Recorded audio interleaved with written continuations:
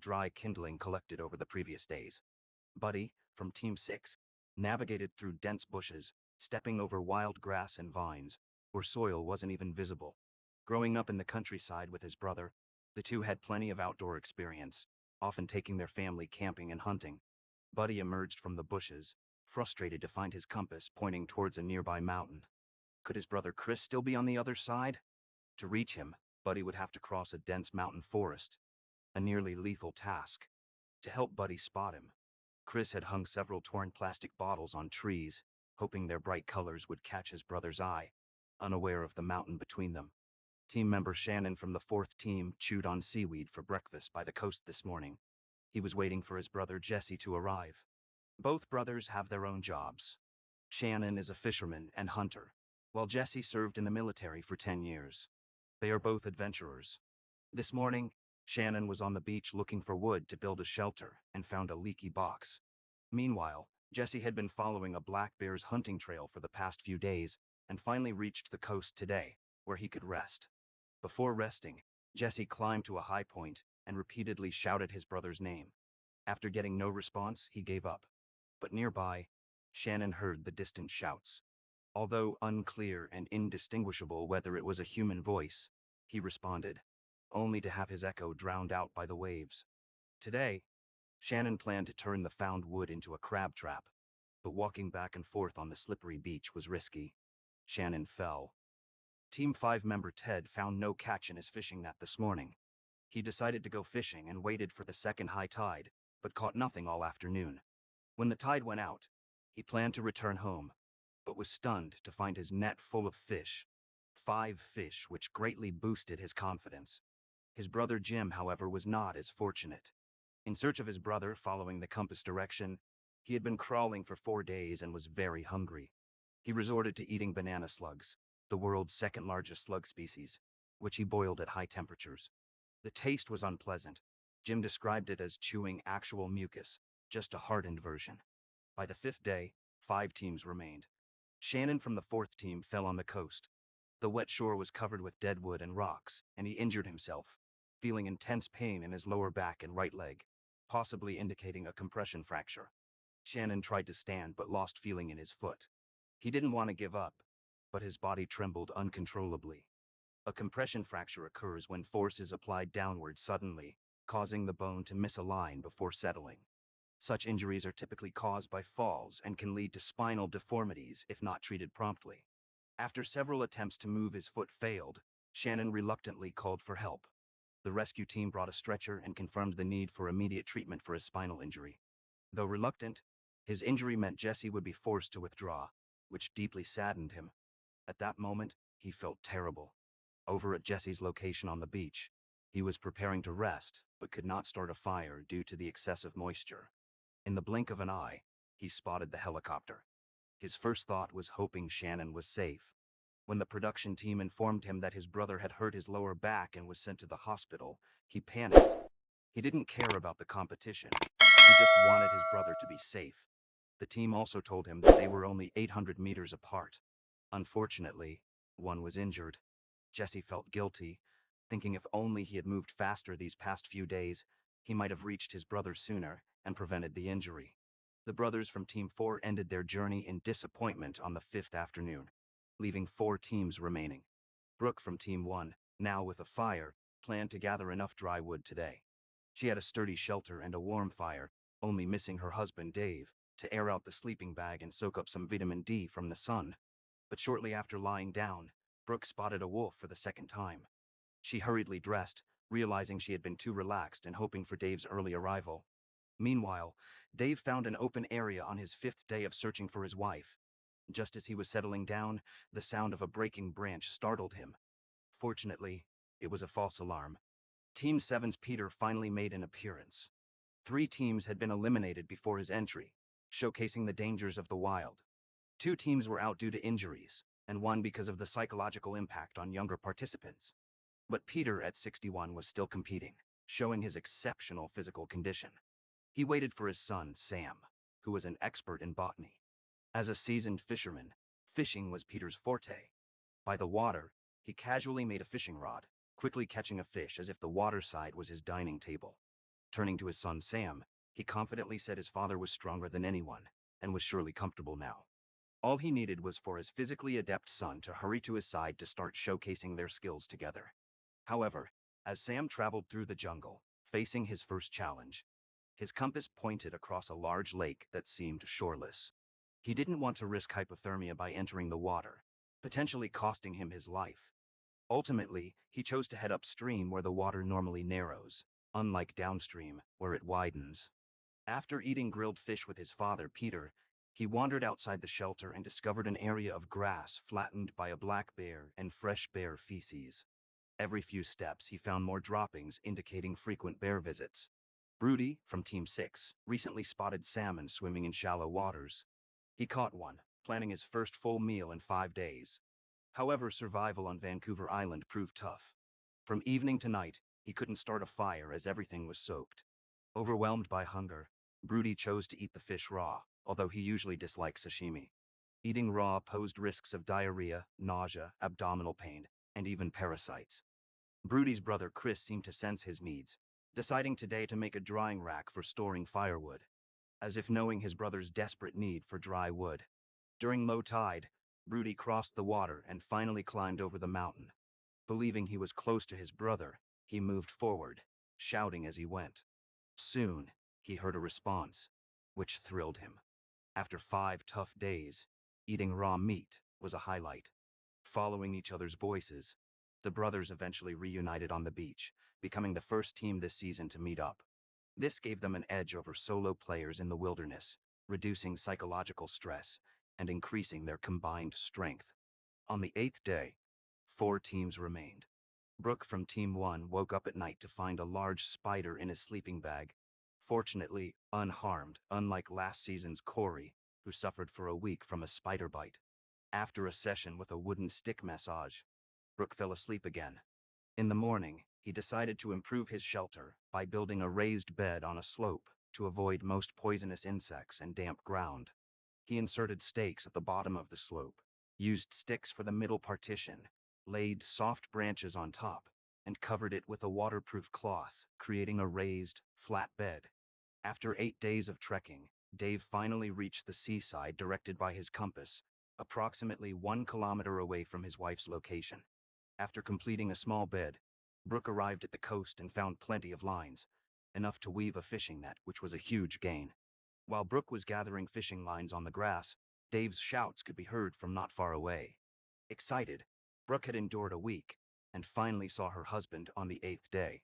A brief hug calmed their uneasy feelings over the past few days, and they became the second team to meet up. Even though Dave knew his wife was amazing, he was still surprised by the perfect shelter she had built alone, and he couldn't help but praise her handy skills. Meanwhile, Jim of Team 5 was fantasizing about his brother catching a deer and waiting for his arrival to feast. While he was lost in his thoughts, he spotted a ptarmigan. Backed against a wall, Jim approached the corner where the bird was, took his shot, but missed slightly, and ended up breaking the production team's action camera, losing more than he gained. His brother Ted wasn't worried about any difficulties Jim might face. Instead, he was explaining what to use as toilet paper in the wild, recommending moss for its excellent texture, even preferring it over toilet paper. After Jim had previously caught 5 fish with a net, now the net was empty. Together, the two tall brothers, weighing a total of 451 pounds, needed to consume 5,200 calories daily to maintain their weight. But Jim was having a harder time with several days of fasting and strenuous daily treks. Today, he chose a shelter site casually, even next to cougar feces, recklessly picking the spot in cougar territory, until he realized at night. Upon spotting the cougar, Jim chased after it without hesitation, shouting for it not to run, as he was considering adding the cougar to his menu. True to his 2-meter height and 210-pound frame, desperately hungry and willing to try anything, Ted started building a small boat as the net had not yielded any fish recently, guessing the fish may have moved to deeper waters. This made one worry, as the two brothers, with no stable way to obtain food and fast consumption rates, might face hunger together when they meet. Team 7 member Sam was baffled when he suddenly realized his axe was missing. He had no idea when or where he lost it. In the wilderness, an axe is a vital tool for chopping wood, hunting, and defending against wild animals. Sam dreaded the thought of meeting his father and telling him about the lost axe. This led him to consider quitting, but he knew his father, a determined man participating in the competition at 61, would not take quitting lightly. Knowing he couldn't disappoint his father, Sam exited the jungle and approached the seaside. His compass pointed to this location near the sea where his father was close by. After calling out, they reunited. Peter hugged his son, proud that Sam, concerned about his father's stamina, managed to navigate the jungle for 8 days to find him. On day 10, with only 4 teams left, Brooke from Team 1 discovered a duck on the beach. She approached it and realized it had an injured wing after stepping on its head to examine it. Excited about the unexpected delicacy of duck in the wild, she waited for Dave to wake up, and the couple enjoyed charcoal-grilled sea duck for breakfast. After eating, they divided tasks. Dave made fishing gear and traps, while Brooke went fishing. Dave took on all the heavy work since meeting up with his wife, who organized their cozy shelter efficiently. Soon, Brooke caught a fish, prompting Dave to join her fishing.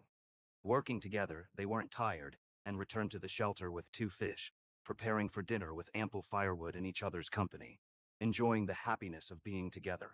Breakfast was duck, and dinner was grilled fish, a luxury unexpected in the wilderness. Jim from Team 5 and his brother are the only duo yet to reunite. The daily trekking exhausted Jim's physical strength, and by day 10, kudzu had become a staple in his diet. Meanwhile, Ted started building a shelter for 2, thinking it unnecessary to build one earlier since his brother was still on the move. By day 10, counting the days, Ted anticipated Jim's arrival nearby. However, navigating the jungle was exceptionally challenging for Jim, who is over 2 meters tall. Food is unstable. Nitrogen water is unstable. He consumes much more energy than ordinary people. Although the two are not far apart in location, the dense jungle still hinders the older brother's progress. In the afternoon, while making a small boat, Ted heard his brother's call. However, Ted was slightly worried because he knew his brother urgently needed food, and he had no food supplies. But the brothers' reunion would break this deadlock. They planned to work together to create their own paradise. Tonight, to secure more food sources, they would build their own crab trap.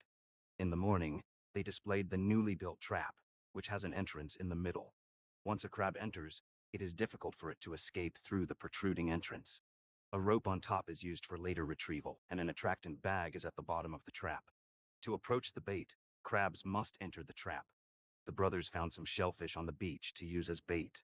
They secured the trap before high tide and waited to collect it at low tide. Time quietly passed, and they found the trap empty, greatly demoralizing them. Team 7's Sam kindled a fire this morning. Upon entering the camp, he realized his father had found a good spot. Loving fishing and with his father being an old fisherman, their shelter was not far from the water. This morning, Sam was eager to set traps by the water. He tied a stone to the end of the fishing line to sink it, bound 2 hooks in the middle, and baited the hooks. All he needed to do was throw the stone into the water, hoping for a good catch. In the wilderness, whether there is a stable food source will determine if you stay or go home. Today, his father Peter started fishing and couldn't stop, catching 3 fish, which delighted Sam. If they could catch like this every day, the championship would surely be theirs. After lunch, the father and son decided to cover the back of the shelter with walls to shield against wind and rain. Working together indeed doubled their efficiency. In just an hour, a windbreak wall was completed, looking very refined. Team 6's Chris and Broody, having been the first to find each other, also became a stable food source today, creating more fishing tools. Today, they tried long pole fishing, but the fishing spot they chose was not ideal, and their hooks were snagging on rocks. Continuing this way, they would run out of hooks. Day 13. 4 teams remain. Team 7 Sam and his father Peter are facing a torrential downpour. Their shelter is very safe and does not leak, allowing them to go fishing today. The father and son have daily tasks, with collecting food being their top priority. Despite the storm, Peter catches fish again, maintaining his consistent success. After catching 2 fish, they return to their camp. Team 6. Chris and Broody, 2 brothers, are experiencing extreme storm conditions. Their shelter is leaking, and they must act quickly to prevent their sleeping bags from being ruined, which would render them unusable for a long time. They consider relocating their shelter to a drier area, as their current low-lying location is unsuitable for long-term use. As soon as the rain stops, the brothers eagerly search for a new shelter site. However, finding a dry spot after the storm proves nearly impossible. They could move deeper into the jungle or up the hills near large trees, but both options are far from the sea, complicating food acquisition. Back at camp, the brothers disagree. Chris, the older brother, suggests to Broody that they withdraw from the competition. Indeed, as the one who stayed behind, Chris is the first to propose leaving. Broody had made a considerable effort to find him, and now, after just one storm, Chris wants to quit. Since this season's competition is a team event, one member's withdrawal would force the other to leave as well. Broody does not want to give up halfway, but Chris insists on quitting, and Broody cannot force him to stay and suffer. Despite Broody's attempts to persuade him, Chris remains unmoved. Facing the show's producers, Chris appears righteous, as if giving up costs him nothing.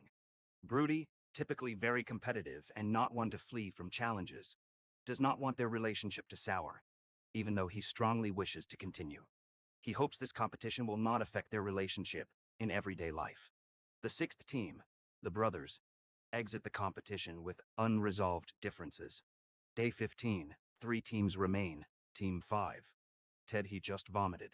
Today, he has been vomiting and has diarrhea. This is due to eating large amounts of seaweed. Seaweed contains high levels of iodine, which can cause abdominal bloating, pain, and nausea. If they don't return to a normal diet soon, his body will struggle to continue in the competition. As the older brother, Jim wants to protect his younger brother. Even though it's raining, he goes to the water's edge to fish. There are no medicines in the wild. To heal Ted, meat is the best remedy. After changing fishing spots several times, he finally catches several fish near some rocks. It's as if heaven senses his urgent need for food. He catches a total of 11 fish. Today is truly a bountiful day. Back at camp, the two brothers discuss how many fish to cook today. As if the food wasn't enough, a duck walks straight towards the fire. With a swift pounce, Jim captures it. The brothers are thrilled with their luck. Today is truly a windfall. More than 10 fish and a duck that walked right up to them. Team 1. Brooke. After yesterday's storm, they plan to collect mussels at the beach for today's breakfast. Although the shelter built by Brooke's wife is great, they joined the competition to win and get the prize money. They need a better location to build a cabin. Winning with just a tent is impossible. A sturdy cabin would also protect against the winter's cold winds and rain. The couple divides the work. Dave digs for the cabin foundation, and Brooke collects wood. This project is physically demanding. They must be mindful of their energy. Team 7. Peter. Since it often rains on Vancouver Island, temperatures are very high. Today, they plan to collect pine branches to help with fire. They make cuts in pine trees, and soon a thick sap flows out. They collect it, return to camp, and burn it. Finally, they cover it with a layer of loosened pine. This setup allows them to live without stress, even on rainy days. Day 17. 3 teams remain. Team 5, Ted and Jim. Today, the brothers plan to build a boat and head to deeper waters. They believe their previous lack of success in crabbing was due to the shallow waters near the shore. However, the boat Ted built previously is too small. Maximizing space will be their main task today. The boat is still wrapped with a rainproof cloth. They name the boat Hope. Today, they try launching it. Will this small boat withstand 2 tall men? Fortunately, the boat performs well. They are thrilled. After testing, the boat is a bit cramped, but otherwise perfect. Day 2. Jim heads out to fish in deeper waters while Ted searches for food along the coast. However, luck is not on their side today. After several hours of fishing in deep waters, Jim catches nothing. Together, they weigh 410 kilograms and need a substantial amount of food daily. Without stable food sources, they could be forced to quit due to hunger. In the afternoon, the brothers set up fishing traps near the rocks, where they previously fished. They tie stones at the end of the line, hooks in the middle, and bait them. Each line holds 6 to 7 hooks. These traps only need to be checked the next day. Unfortunately, Ted throws a stone too slowly and a hook pierces his index finger. They hope it doesn't get infected, as that could end their competition. Team 1. Dave and Brooke. Due to his wife's fatigue over the past few days, Dave goes fishing alone today, while Brooke rests and starts building a cabin. Brooke is lucky and catches a big fish right away, securing dinner for tonight. After Dave finishes inserting the outer wall sticks, Brooke fills the gaps between the sticks with moss. This simple action is crucial for keeping out rain and wind, preserving indoor heat, and